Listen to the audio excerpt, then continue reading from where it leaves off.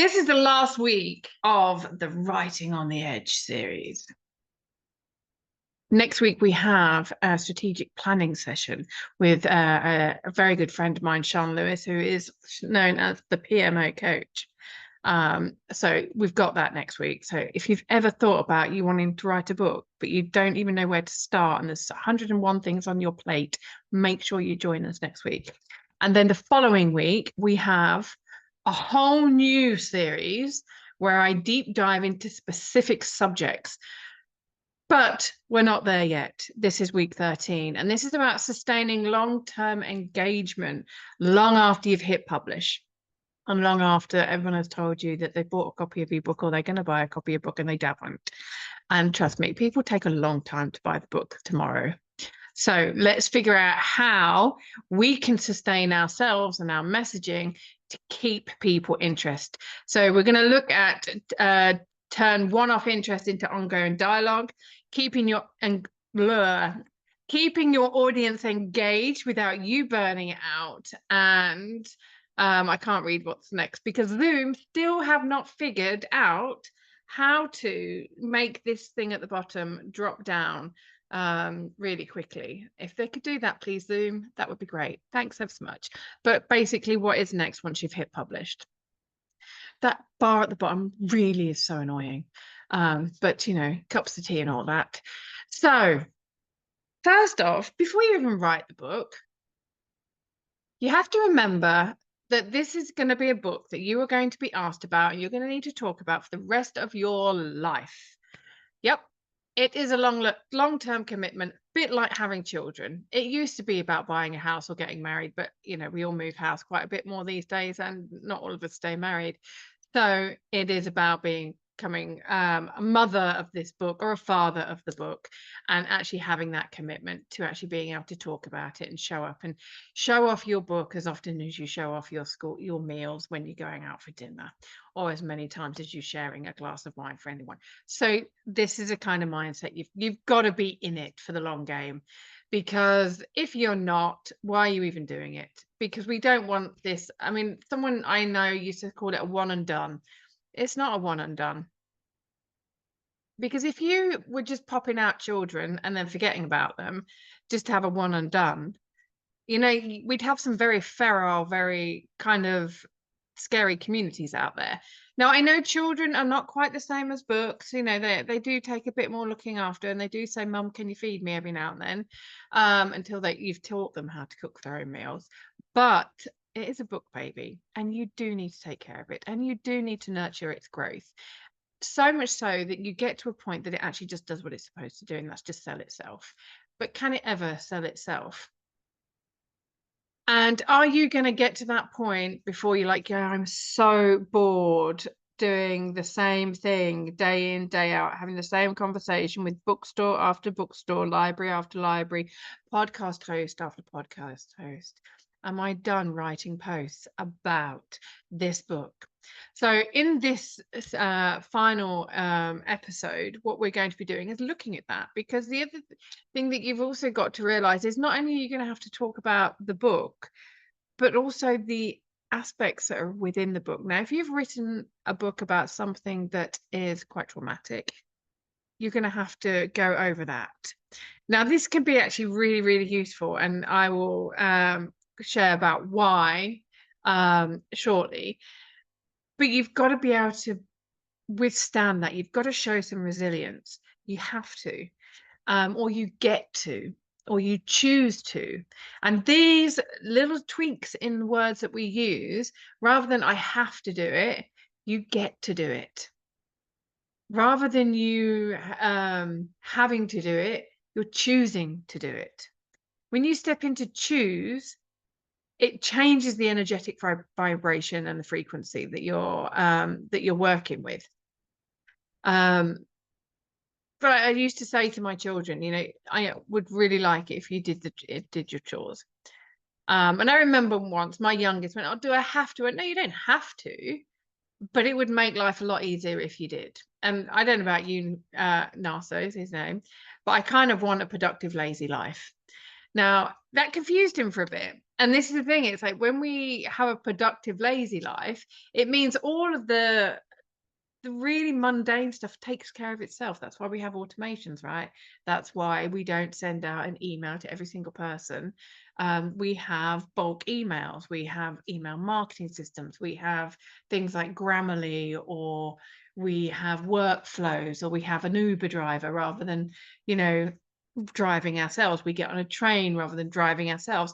There are certain things we can be productive and have an easy life at the same time. So make sure you've got a productive, easy life. Things that you don't need to think about, like driving an automatic car instead of a manual, unless you kind of really want to go racing. Hiring a manual car every now and then does give you a bit of a buzz. So again, it's like, where are you going to be on this journey of talking about this book? Is it something, if you're an accountant and you're writing a book about accounting, do you really want to be talking about that specific subject in an accounting book on making money on those levels for the rest of your days? Choose wisely. You could also look at, once you've written the book, is that for one level of your clients? Are you going to write a next book for the next level of your clients? Again, it's about looking at the subjects that you've written about, looking at them from different angles. So, for example, in the next series, we're going to be talking about my book, Friday Bridge. But I'm going to be looking at generational wounding. I'm going to be looking at breaking those wounds. I'm going to be looking at brain trauma. I'm going to be looking at, when writing about religious issues, and about drug taking and loads of other bits and pieces in that book. And I'm using that particular book to talk about all of the different subjects, but pulling in various different aspects. Because I first wrote that book over 10 years ago. What has changed? Can you look at the book that you first wrote, or the book that you're going to write now, and then envision yourself in the future, once this book is already done? If I'm going to write this book now, how am I going to use that 10 years later? How am I going to use this in 20 years? Is it still going to be relevant? How can you make your book relevant and evergreen? And this is one of the things why working with someone like myself as a developmental editor, I don't just help you write the book. I actually go, okay, well, where is this going? Are we looking at evergreen evergreen subjects here? How can we make your book evergreen? How can we make it internationally relevant? How can we make it culturally relevant across the globe in lots of different kinship systems? Yeah, I get my geek on proper. So again, it's about looking at the subject matter from lots of different angles and perspectives, so that once you've launched it in one country, you can launch it in another country, and so on and so forth, and actually use different areas of your nation or your continent or the world for you to keep talking and keep promoting your book. And as they always say, piss poor planning, no, it doesn't, like, proper planning prevents piss poor performance. So once you've got a great plan in place, which we'll be covering next week with Sean, it's down to you to work the plan, make the plan, work the plan.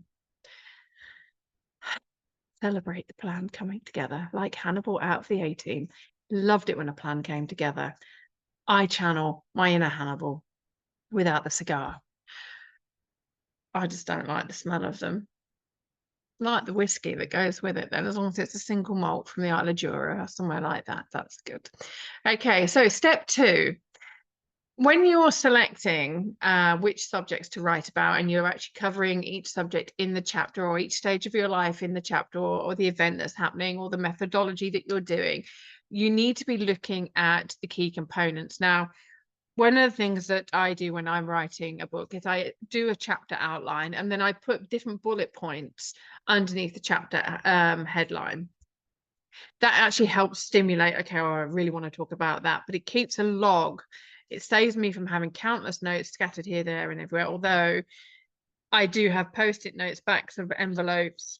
Yes, I've got an envelope here with lots of little notes on. I write everywhere. I've got little voice notes. I've got notes in my phone. I've got notes on notes are everywhere. That I'm a writer. That's what we do. And one of the things that you can do is, like, when you collate all of these ideas, one of the strategies that I use is I have a journal where well, I have several journals. I have one gratitude journal, one achievement journal, and one daily journal, and like note journals. And I work through them.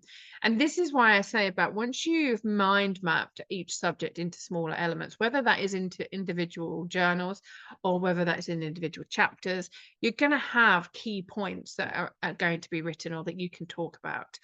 And once you've talked about them, then you can consolidate them. So, for example, if we take my one of my journals is just for me to make notes. I take it with me to meetings everywhere, and so it's always with me, because if I'm in a meeting, I'm jotting down things that are sparking ideas for other books. Okay, well, actually, I've covered that in this book, so I can actually use this research to talk about that book. And that's how my mind works. I've always got to be writing something down. And then what you can do is you can talk about your book from the notes that you've made and relate it to a new piece of research that came out. I attended an event recently and they talked about this, which is something that I covered in my first book, my third book, my 10th book, whatever book it is, or whatever chapter. Well, I spoke about this in chapter 4 of my book, blah, blah, blah, blah. And also when you're going through your journal, once you've talked about that, you then condense that idea down and put it as a new piece. So, for example, I haven't got my journal here with me, beside me. The rest of the table has got lots of packing. So you'll notice my bookcase is not here. It's because my bookcase is full of boxes. Things are a bit chaotic here at the moment. So I cross out everything that I've done with a big marker, and the bits that have not been done, I put to the current pages, and I keep doing that. So I'm always moving forward, always moving forward. And again, once you've got that forward momentum, it's a lot easier, and you realize that things are done. Then what I do, once I get to the end of that journal and all of the ideas have now been put into my new one, I go to the beach, or I go to the riverside, and I make a fire, and I get my witch on, and I create alchemy from that. Ideally, we should have done it last night because last night was a full moon. And if you're like me, I mean, you charge your crystals either in the sunshine or in the moonlight. But I go to the beach and I use the elements of wind, earth, water, and fire to actually manifest all of the things that have still not been done or achieved. I use it, and when I'm burning it, I alchemize greatness from each element. And it seems to have done pretty well so far. It might be a bit out there for some people, but the proof is really in the pudding, as they say. So again, where can you use these little notes or these elements or these subjects to be listening out for or watching out for things in the news, conversations on the bus or on the train? Maybe you're in the shop and you hear somebody talking about something. You might be in a cafe. Okay. The other day, I heard someone in a cafe talking about blah, blah, blah, blah. I covered this in my book, and things don't seem to have changed, or things seem to have moved on. Again, look at how you can talk about the key components in your book to actually keep writing about them. It might be that you want to create spin-offs. So, for example, this series that I'm doing next time is going to be a spin-off tutorial series.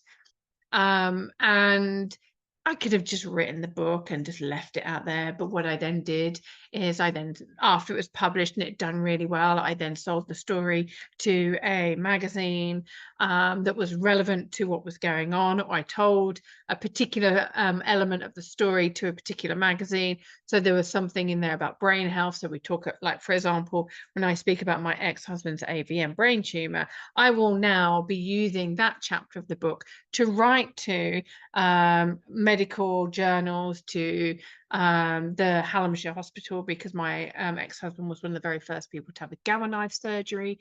So it'll be like writing to the doctors and saying, okay, here's a copy of the book. I just wanted to mention this, wanted to bring this to your attention.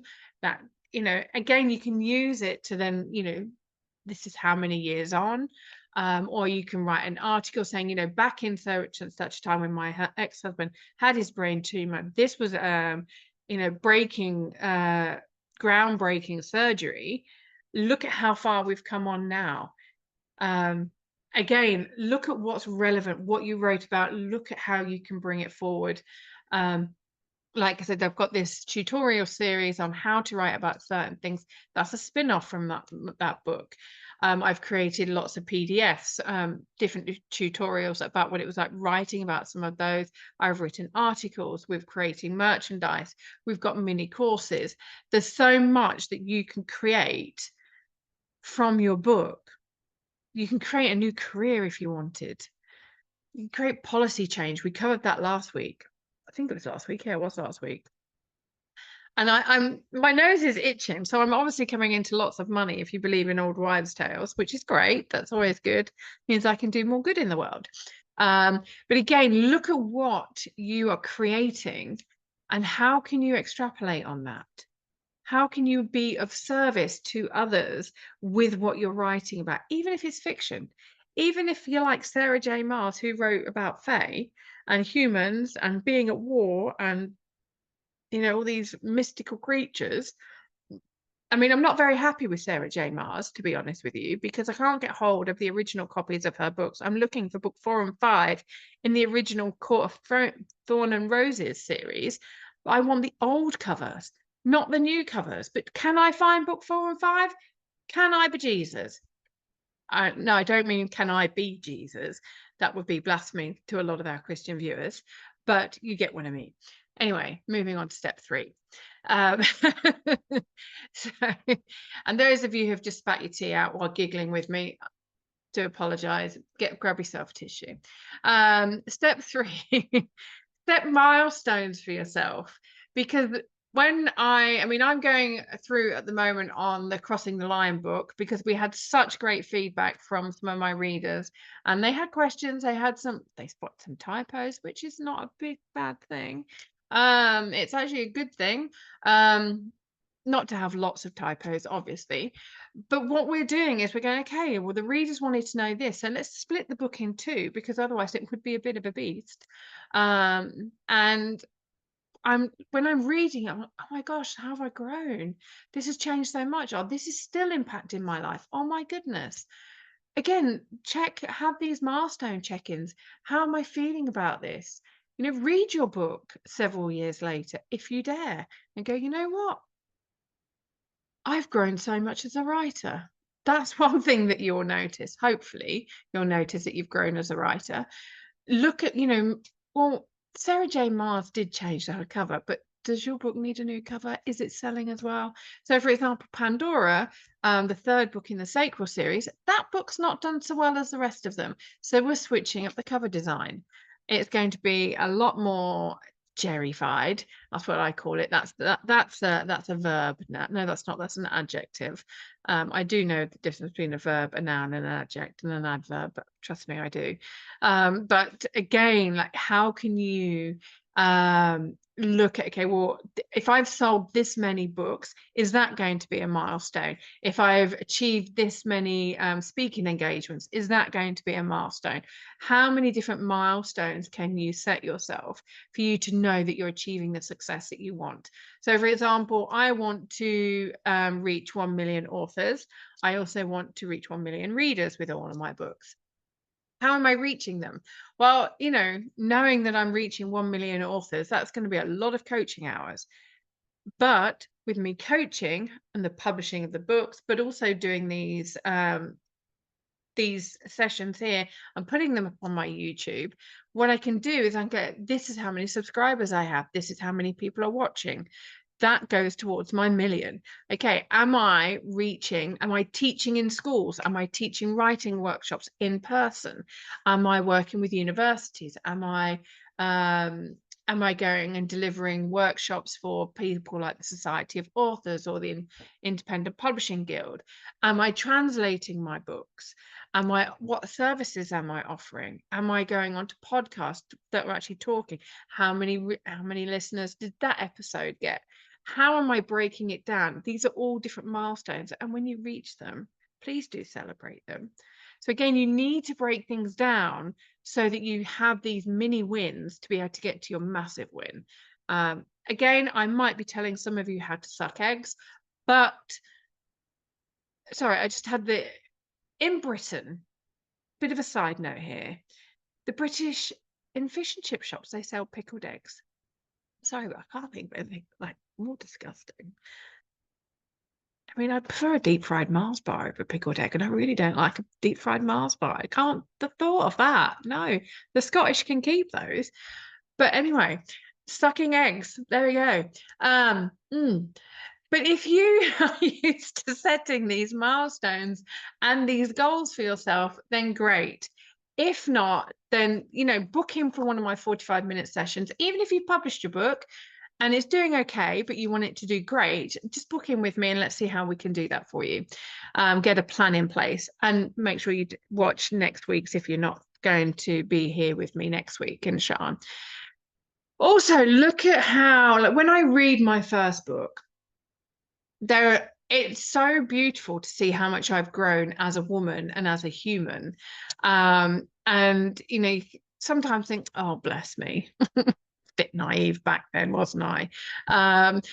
But again, where have you grown? What is it that you can share? Can you actually share that? Go into schools and talk to kids and say, you know what? This is what I wrote about. And we're all evolving. There is no right or wrong way to write. If we're not great at grammar, then we get an editor. Editors are great, especially when they read the book and they don't get too caught up in the story that they forget to edit. But again, it's like, do you still resonate with what you wrote back then? Are you still going to stand by that book, or is it time for a second edition? What has changed? But what has changed about you? It's no point just saying, oh, I've grown. How have you grown? Get specific. How are things changed in society? So, for example, when I wrote Friday Bridge, I was so, how are we even, at that point, I was like, how are we even having these same conversations that we had 10 years ago? The book has been done 10 years. And I'm like, how are we still having the same conversations in public, in society, that we were having 20 years ago? How are we still having the same conversations in society that we were having 50 years ago? Are we evolving or just focusing on AI? Like, where is the human evolution of that? Great book, Sapiens. Another great book, Humankind. Brilliant books. I mean, gosh, I love them. You probably tell. Oh.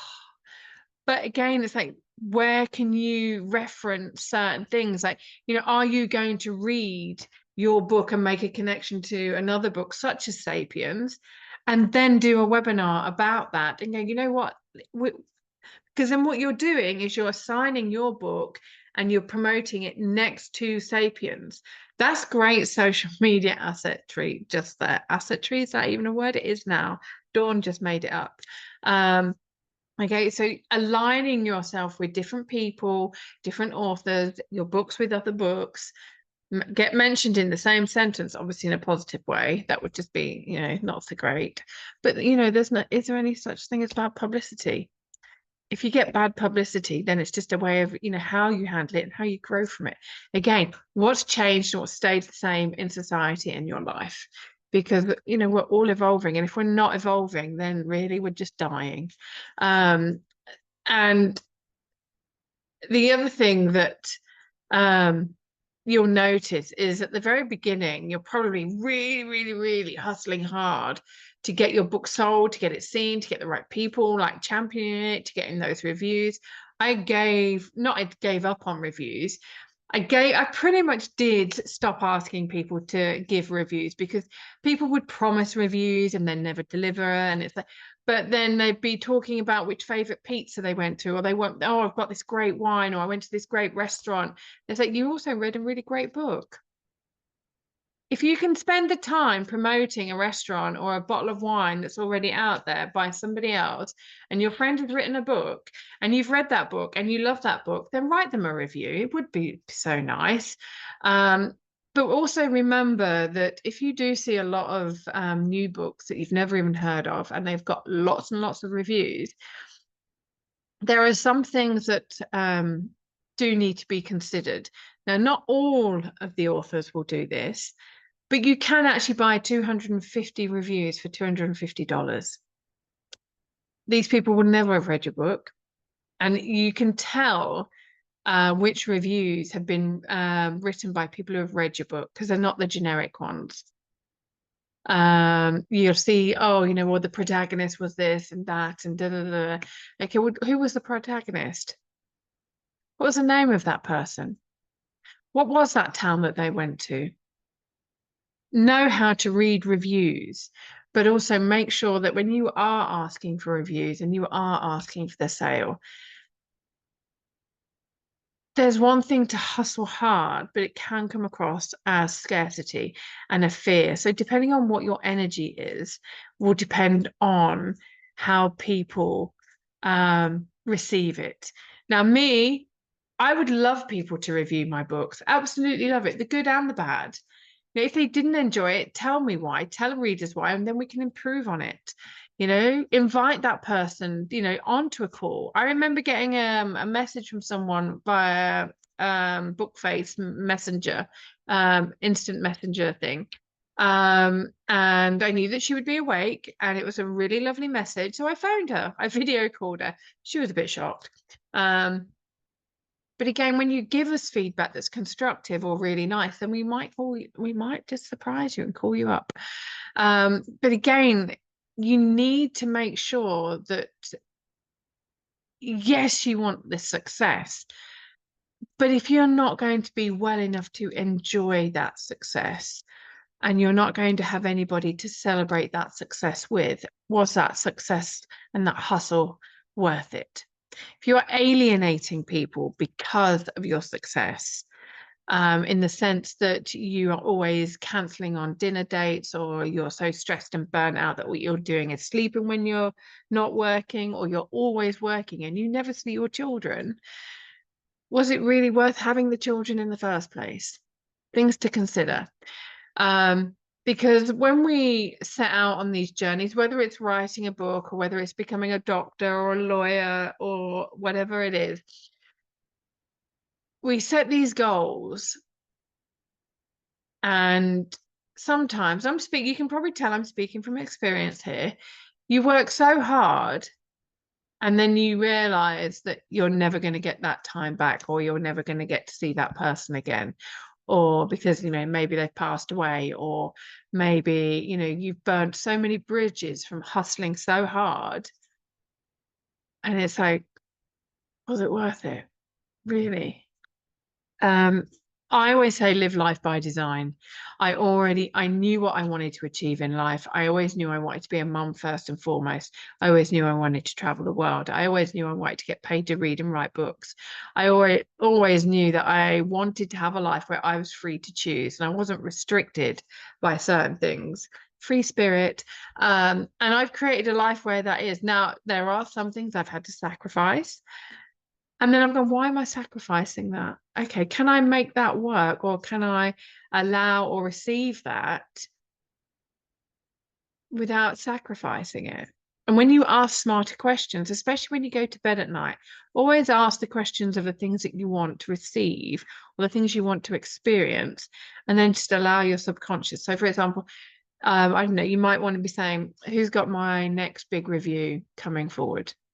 Or which bookstore do I need to contact tomorrow in order to get my book featured? Just put it out there, close your eye and go to sleep. You will have ideas in the morning. You've asked your higher self what it is that you're looking for. So always do that. And always have a gratitude. Be so grateful for the things that are going great in your life, because gratitude is a beautiful energy. Again, I might be telling some of you, the obvious, but I have been surprised at how many people do not go to bed with a heart full of gratitude. You made it through another day. Some people don't. You've had food. Some people don't. You might have been working so hard on a project that, you finally got it through. You finally got it done and submitted. Be grateful. You might have spent the day cuddling your dog. Be grateful. Again, there's so much to be grateful for. So much to be grateful for. And I saw another advert. I really am coming into a huge amount of money. My nose is really itching. It might be the pollen. I don't know. I don't have hay fever, but anyway, um, I saw a message the other day, and it says your network is your net worth. Choose accordingly. And recently, there was somebody who I came across who does not connect with anyone unless he sees them as a client. I find that a really gnarly energy, and because there are lots of people that we can learn from. There are lots of people that we can collaborate with. If just because they're not paying us and we don't ever see ourselves working with them, doesn't mean to say they're not worthy of connecting with.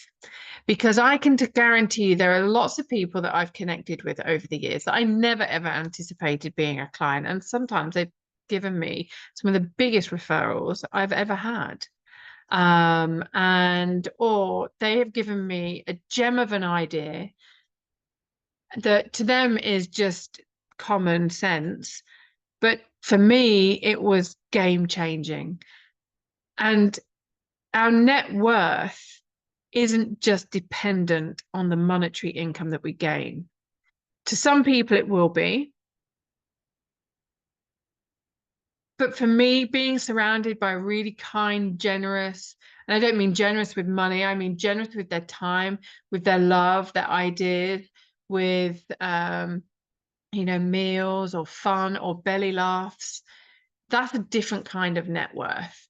And again, it depends on what you're putting the emphasis on, really.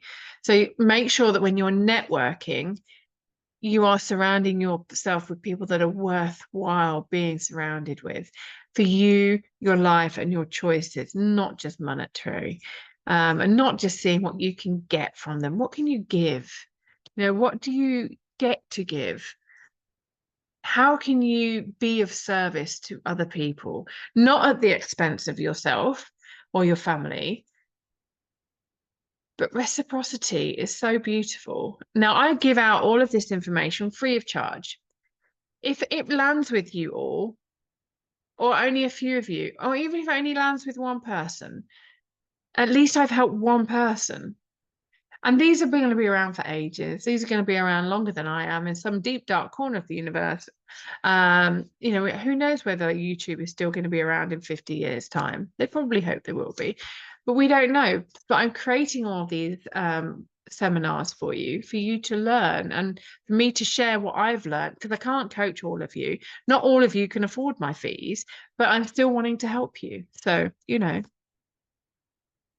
I'm in love with giving. I'm in love with helping people love books and to write better books and to make a difference in the world. And that is one of the reasons why I write the books that I do, because I am in love with books. I just, a book is so loyal. Even when you've had to fix the spine or, what have you. But again, it's about how you are using what you've written about and who you are as a person to rejuvenate yourself. And this is how you're going to stop burnout.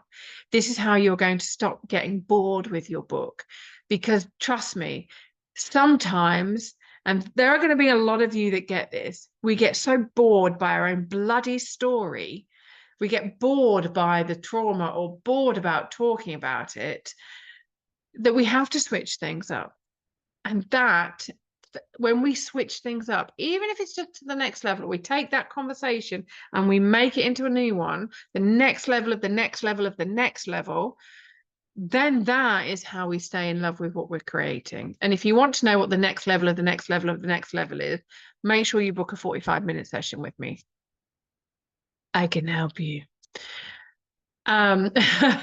So again, what we've been looking at here is when you are going to that next level of the next level of the next level, and I know I've covered this in previous seminars, what new career or study opportunities do you get? Do you get invited to go and lead a workshop or speak at a symposium or a political hustings? Are you going to be asked to go and teach or become a lecturer? Are you going to be asked to speak at, a big, huge global conference? Are you going to be asked to lead an organization, become CEO or a board director or a a trustee of something? What opportunities are there available to you?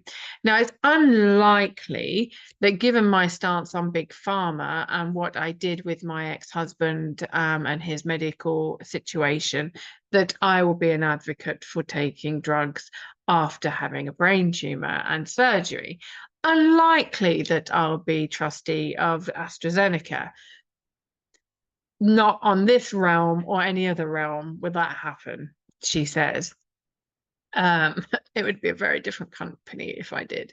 But again, what is it that you are revealing about yourself in this book that you're not even aware of?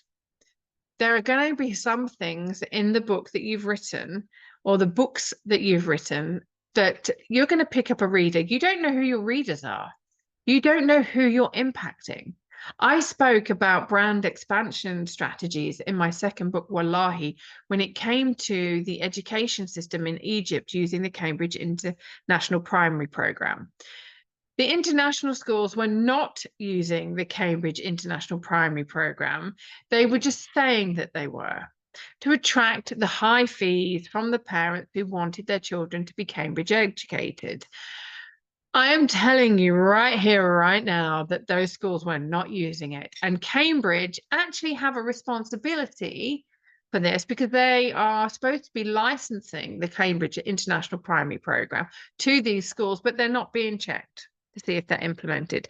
That is damaging the Cambridge or the CIPP brand. But it's all about the brand expansion into different countries.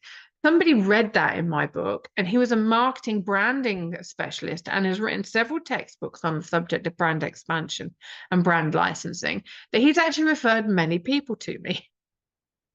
Who knew? I'd never met this guy before, but because I'd used the hashtag of brand expansion on one of my posts to promote my book Wallahi, this guy turned up in my world.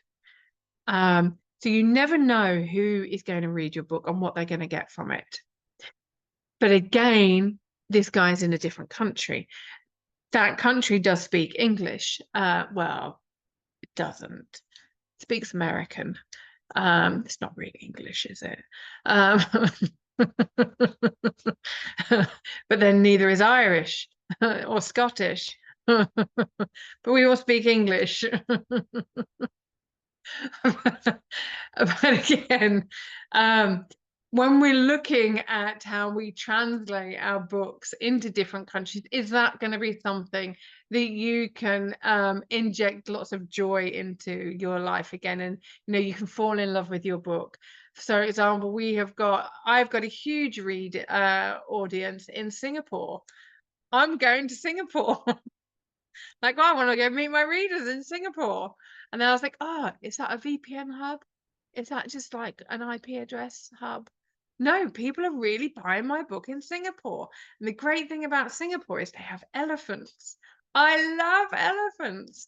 You never know. There might be somebody at an elephant sanctuary that gets to find out why I'm in Singapore, who's also a literary agent or blah, blah, blah, a teacher or a head of organization that finds out about my books.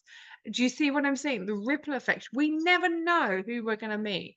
So when we're traveling or when we're coming up with this life by design and falling back in love with our book, or we're a bit bored of it and we're like, okay, I really need to, it's like when you're married, you need to keep the spice in there. You need to keep it spicy. You need to keep it fresh. Sometimes it's just best to walk away. But there we go. Have the conversation, have conscious communication, whatever you're doing with yourself and with other people, because you never know what opportunities. If you're brave enough to do an open mic night, I don't think I am. If I get a heckler, I'm too sarcastic. I'd probably start a fight. No, I wouldn't start the fight, but something I say. I have if you hadn't noticed, I have subtitles on my face.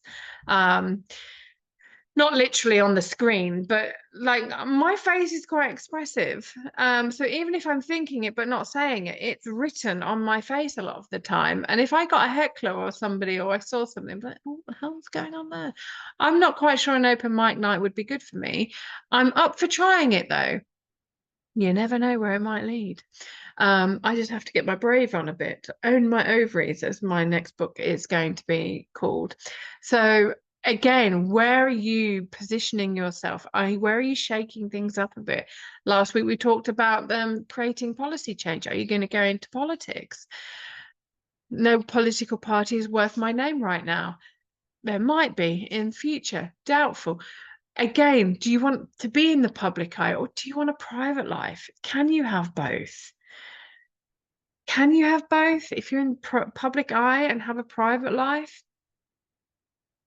I don't know. Probably not so in countries like the States where there's lots of the media and there's lots of streaming channels and everybody, one of the things I've realized about the States is that everyone wants to champion everyone. They have big ideas and, everything is possible. The American dream is a real thing for a lot of people. It's also a pain in the ass for a lot of people. But here in Britain, oh, step up her lip and all that jazz. Mm. No, don't go shouting about yourself, Dawn. It's not very modest, is it? Whereas in the States, here, Dawn, have a microphone. Difference, and it's real. If I went to Germany, it would be a bit more reserved than here in Britain. Hence why I'm not in Germany. Plus, I don't speak German. Um, I'd eat too much strudel as well. But there we go. But again, what do you want now in life? What is it that's possible for you? Who are you now? How relevant is your book now? Again, this, as you can see, is all about self-reflection. Because the thing is, when you're wanting to keep your book in the you want to keep your book selling, you want to keep your book relevant, you've got to be consistent. It's like going to the gym or going swimming or going running. If you want those success results, you've got to be consistent. If you want to build your audience, you've got to be consistent. You've got to keep showing up for yourself day in, day out. You want to have a great life. Get out of bed every day. Make your bed. Put on your lip gloss, girls. There's Get your lip gloss out, your sexy mother pucker, you know. Oh, this is Oh My Gloss. You love a bit of Rimmel, Rimmel London. But again, you've got to know that when you write the book, it is a long game. It could be overnight success if you've been working on it for 10 years or 20 years, that kind of overnight success story. It could be that you've done a woe is me post on social media and played the victim and people have felt sorry for you and boom. It could be that, you've gone, you know what, like there was a lady really inspiring. She was like, I saw her post and I thought, bloody good on you. She was like, you know what? I did a book signing. I sold one book, but I've read so much of my other book. That post went viral. She went and sold over 1 million. I've not had that luck yet because I'm not on TikTok. Not sure I will be either. But there we go. You've got to be patient. If things are not going well, what can you learn? There's I think it was in the States. There was a chap who was a toll booth operator, and I was told this by a friend of mine or a mentor of mine, gosh, nearly 20 years ago. And he would be dancing in the toll booth. And then he'd be sat down and he would be reading on the quiet times. This guy got remembered. And he was reading, he was studying while being a toll booth operator. He was making use of the downtime. So if you are at a book signing or things are going a bit slow, what can you learn? What can you be doing in the meantime? I mean, if people do come up to you while you're at a book signing, it would be great to put down the book and actually talk to them. But can you be networking? Can you be going up to the people and the cafe that's in the bookstore?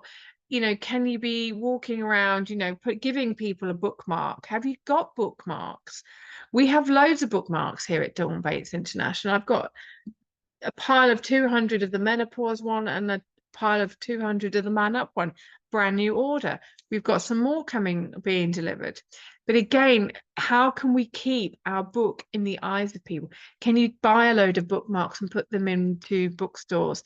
Can you take them along to your cafe that's got loads of books in there and, put pile of bookmarks in the cafe that's branded up with your book. You know, QR code to scan to contact you or to leave a review.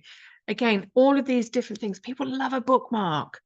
Absolutely. I take bookmarks to business meetings and to networking meetings because they're so useful. I leave them on trains for people. You know, if I'm seeing someone sat next to me and they can't turn the corner of the book or the page, no, have a bookmark. Don't damage the book. Again, what news stories are happening about the things that you've written about? What's happening about your favorite author or a favorite book? You know, can you write about that? Can you comment on that? Can you share that story? Make yourself relevant. Keep yourself in the public eye. Because when you're doing that and you're dancing in this world of possibility, and you're showing up and you're showing that you're relevant, and you are just yourself. I mean, I could be here very, very, you know, suit jacket, very formal, and not be Dawn. The people that are going to be watching this and responding to this, they're going to like me. I'm not going to be someone else because I can't be that person. And one of the things that those of you who've been watching these from the very beginning, you'll have noticed at the beginning of the year, you know, I wasn't as joyful as I am now. I was going through a lot of trauma at the beginning of 2025. I was going through a lot of bad stuff, and I'm coming out the other end now. These weekly moments that I do have been an anchor in my week, just something for me to focus on so that I could deliver. At the beginning, I was wired on coffee just to give me a high vibration, but here I am now, not wired on coffee, just on dawn energy. This is me, take it or leave it. It was also me at the beginning of the year, but I was in a very dark place. Again, look at how you're evolving and really acknowledge that. Because a lot of the time when we acknowledge about where we were on our journey, where we were when we wrote the book, where we are now, where we were 6 months ago, it's different. We weren't picking up, we weren't being our best self. Or we were our best self at that point. We were operating at a lower frequency, or we weren't quite sure what we were doing. I mean, you've all seen me trying to figure out how to do the presentation and doing this and the tech side of things. I'm not technically minded. I know Microsoft Word. I know how to write a book. I'm not a hairdresser.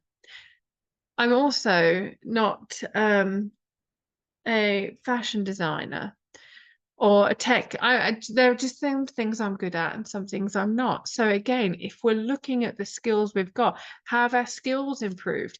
Are we going, oh, you know what?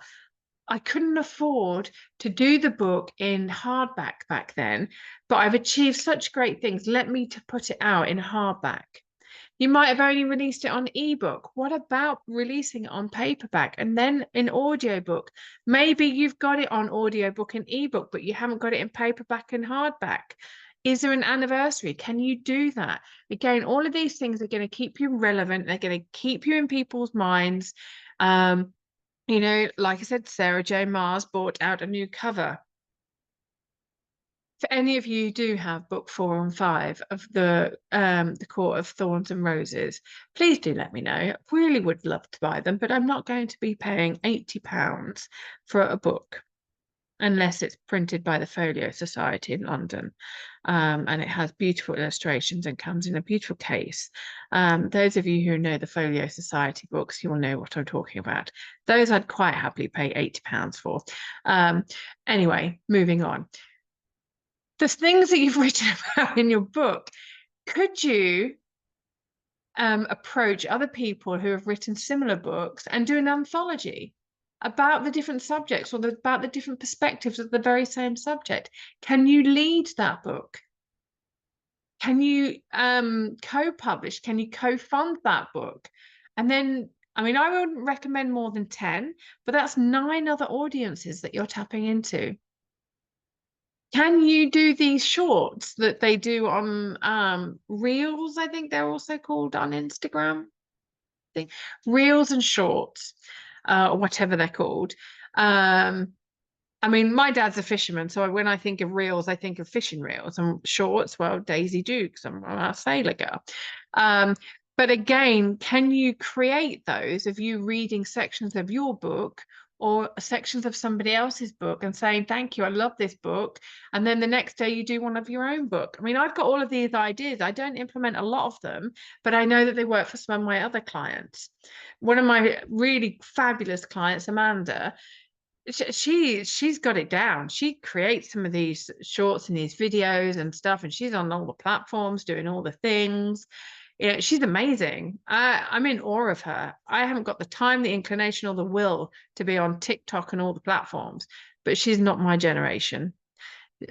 She really, like, she's got it down. It's just natural. Again, are you looking, like I mentioned, are you looking to have your book translated into different languages? Is that the next milestone? Is that what you're going to be telling your people who are your readers that are in your current language? You know, well, I'm so excited. Thank you to all of you who've bought my book in English. Guess what? We're going to be publishing it in Singapore. We're going to be publishing it in Arabic. We're going to be, sorry, I don't know what the language is in Singapore. That's really terrible. Why is it? It's not Singaporeanese. That's not even a word. I mean, I'm good at making up words, but I can't remember what the language is in Singapore. If I'd have said the Philippines, I'd have given you a long list of the languages. But if you're translating into a new language and you're going into a new country, this is news. It's keeping you present. It's keeping you relevant. Are you going after some more awards? The Book Award Pro, you can have a done for you service, or you can just upload your manuscript and it will nominate you or let you know about all the different awards that your book is relevant for. That's Book Award Pro.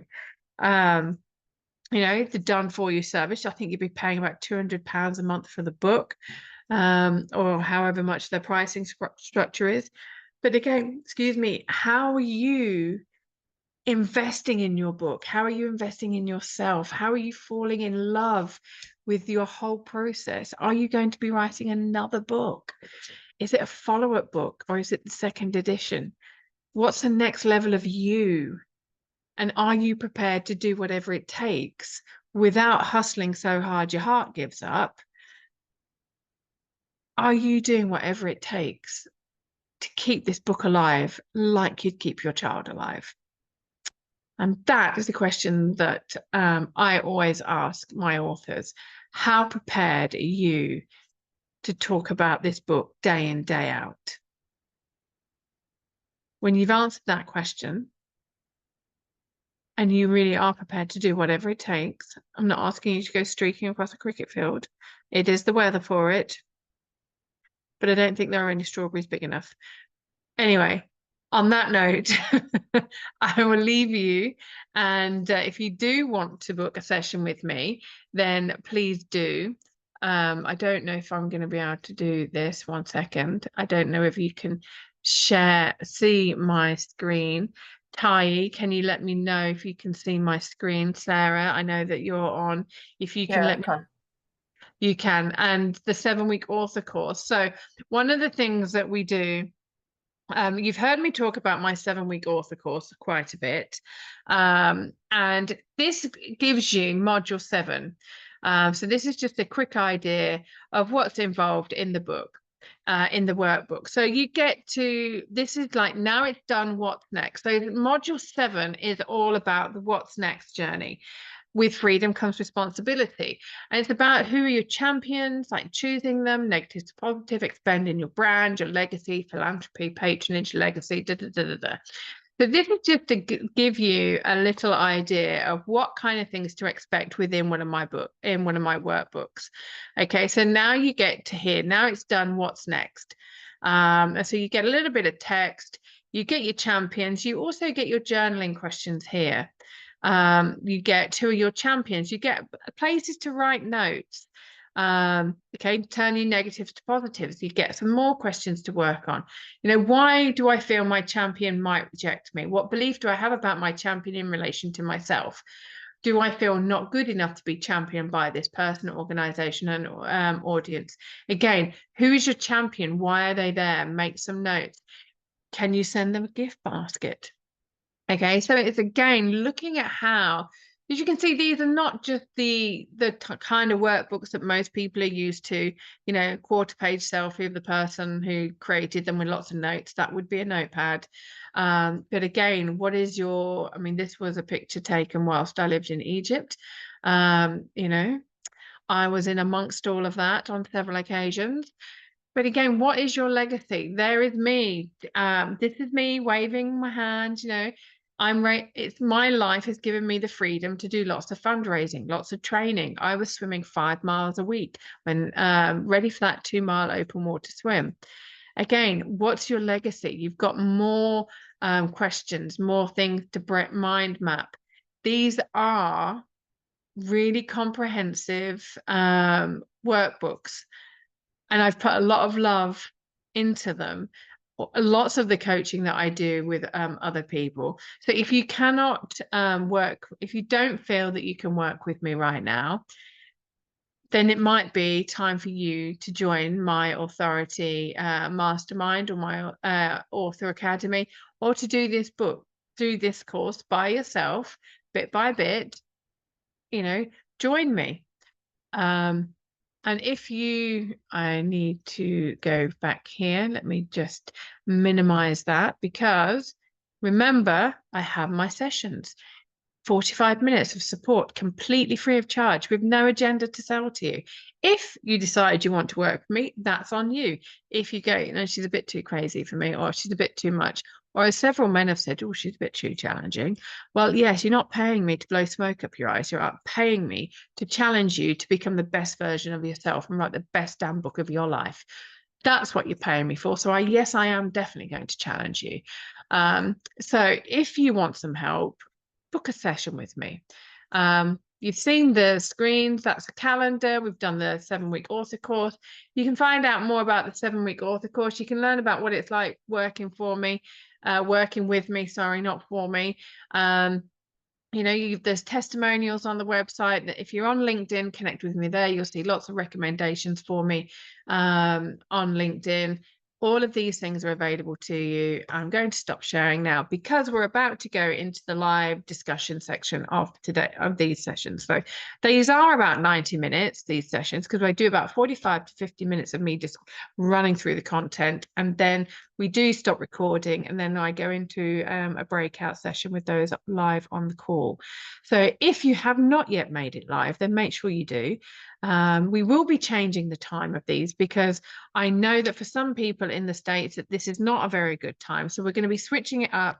So the people in Britain, they can join me after the working day, and those in the States can join me during their lunch hour. We are listening. We are adapting. We are making it more available to those of you from overseas as we possibly can. So thank you so much for joining me today, whether you're live or on the recording.